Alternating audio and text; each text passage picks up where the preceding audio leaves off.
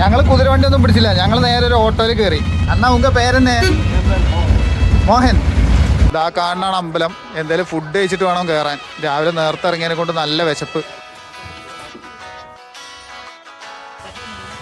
ഗോലി സോഡേൻ്റെ ഒരു കടയുണ്ട്. വന്ന് നോക്കിയപ്പോൾ ആരാ അറിയോ? നമ്മളെ ഫിറോസിക്ക.